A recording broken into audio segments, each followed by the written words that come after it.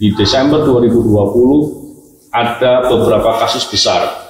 Salah satunya kasus Bansos, kasus Kementerian Kelautan, ada juga kasus mafia pajak dan lain-lain. Itu kasus-kasus besar yang bisa diungkap dengan keadaan yang saat itu banyak kesulitan.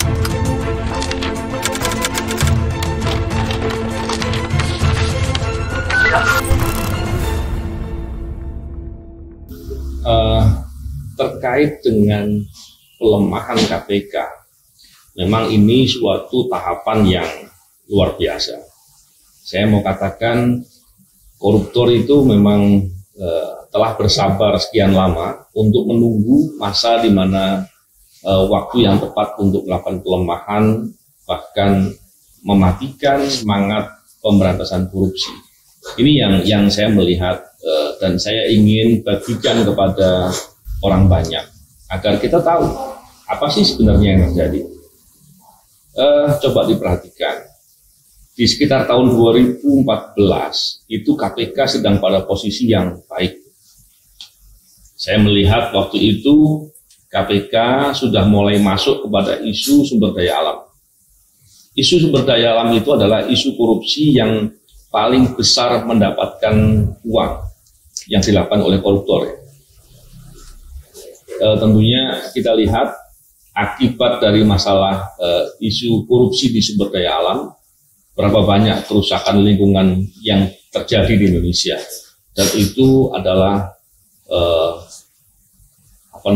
dampaknya besar sekali, dampak sosial, dampak lingkungan, bahkan untuk memperbaikinya perlu waktu yang sangat lama dan yang sangat besar.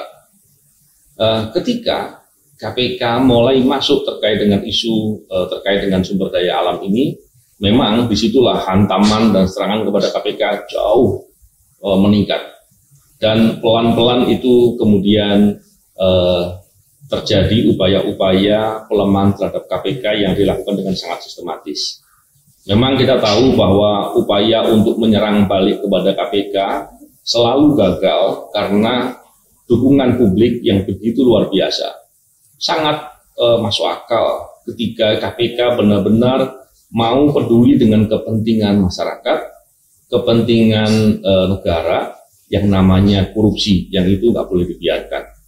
Karena sudah sangat muak masyarakat itu melihat praktek-praktek korupsi. Dan kita tahu bahwa pelaku-pelakunya nggak pernah tersentuh, nggak pernah bisa tersentuh.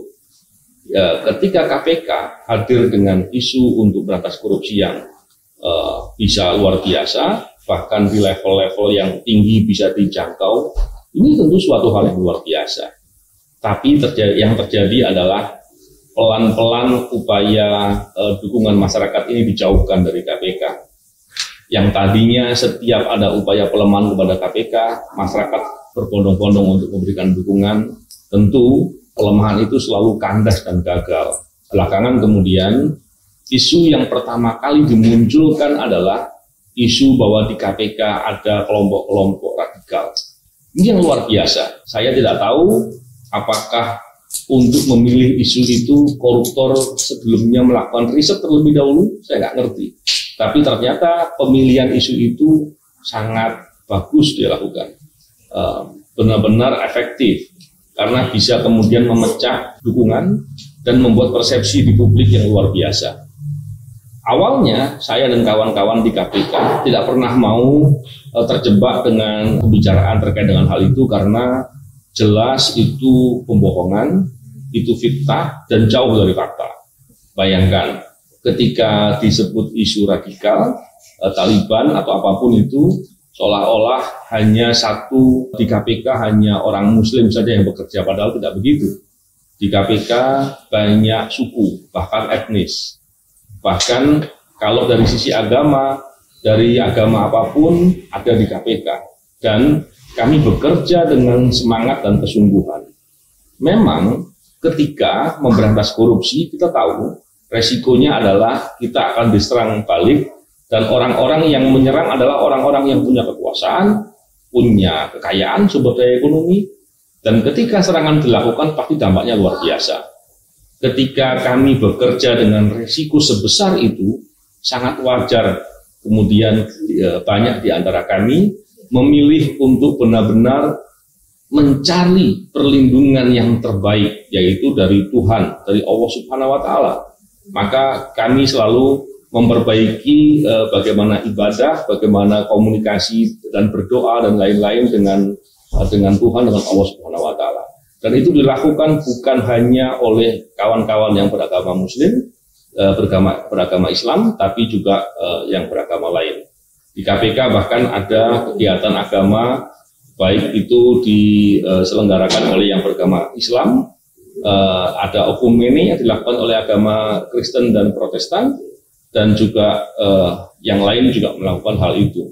Ini menunjukkan bahwa di KPK bekerja dengan kesungguhan, dan hal yang penting adalah menjaga agar tetap bersemangat untuk menjaga kejujuran dan integritas. Ternyata setelah isu tadi yang saya sebutkan soal radikalisme, Taliban dan lain-lain ini terus berjalan, pelan-pelan kemudian persepsi itu terjadi dan melekat di tengah-tengah masyarakat.